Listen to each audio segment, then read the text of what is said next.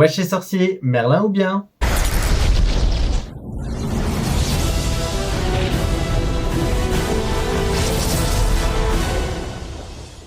Bienvenue dans cette première vidéo sur le thème de Noël et pour l'occasion j'ai sorti mon plus beau pull. Bref, je vous explique le concept. Avec Maddy, qui n'a pas encore de chaîne YouTube, un petit elfe de Noël m'a murmuré que c'est en réflexion, mais qui a un super compte Instagram du nom de A Slytherin Mudblood. Hey, pas mal mon accent. On a eu l'idée de vous créer de petites histoires dans le monde d'Harry Potter sur le thème de Noël. Pour ça, on a eu recours à l'IA, l'intelligence artificielle, pour créer des images pour illustrer notre histoire. Et pour l'histoire, on a eu recours à ChatGPT pour qu'il nous en raconte une avec des infos qu'on lui donnait. On a eu plusieurs petites histoires et avec Maddy, on a mixé, étoffé, remixé, re-étoffé pour un final qui, on l'espère, vous plaira.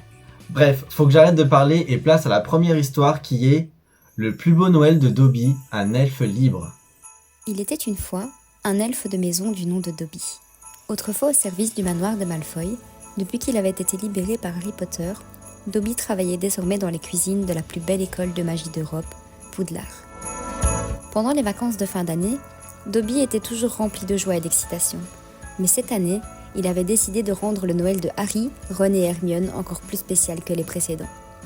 L'elfe de maison avait passé des semaines à préparer une surprise pour ses amis sorciers.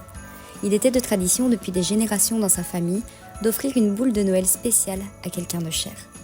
Cet ornement était censé apporter chance et bonheur à celui qui le reçoit tout au long de l'année à venir. Dobby avait lui-même reçu ce cadeau de son père lors du dernier Noël qu'ils avaient partagé ensemble. Il avait donc à son tour fabriqué avec amour une magnifique sphère pour Harry, qu'il avait décorée d'étoiles étincelantes aux motifs magiques. Il savait que cette boule serait un cadeau précieux pour Harry, car elle symbolisait l'amitié et la magie de cette période de l'année.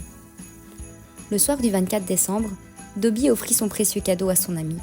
Harry fut surpris et très heureux de recevoir cette décoration si spéciale de la part de Dobby. Il savait qu'elle avait une signification particulière, mais laquelle? Plus tard dans la soirée, alors que Harry, Ron et Hermione se trouvaient dans la grande salle du château pour célébrer Noël, l'elfe de maison leur raconta l'histoire de la tradition de la boule de Noël. Le trio fut touché et réalisa à quel point il était important de chérir les traditions et de montrer son amour les uns envers les autres. Mais la plus grande surprise fut lorsque le directeur de Poudlard, Albus Dumbledore, se leva de la table des professeurs à l'autre bout de la grande salle avec un sourire chaleureux. Il avait entendu parler plus tôt dans la journée, dans les cuisines, de la générosité dont Dobby avait fait preuve et il avait décidé de le gâter à son tour. Il s'approcha de la table à laquelle les 4 amis étaient assis, en train de déguster leur repas, et tendit à Dobby une petite boîte enveloppée dans du papier doré. L'elfe ouvrit le paquet avec précaution et découvrit à l'intérieur de celui-ci une magnifique écharpe en laine tissée de fils d'argent et d'or. Il était si touché qu'il laissa échapper quelques larmes de joie. Il remercia chaleureusement Dumbledore pour ce présent inattendu et reprit son délicieux repas, sa nouvelle écharpe autour du cou, avec ses 3 meilleurs amis. Ce Noël-là, Dobby, Harry, Ron, Hermione et Dumbledore comprirent que la magie ne se trouvait pas seulement dans les sorts ou au cœur d'une baguette magique, mais aussi dans les gestes d'amitié et de partage. Ils passèrent le reste de la soirée et la journée du 25 décembre à rire, à se raconter des histoires des Noëls d'antan et à créer de nouveaux souvenirs précieux qui resteraient à jamais gravés dans leur cœur.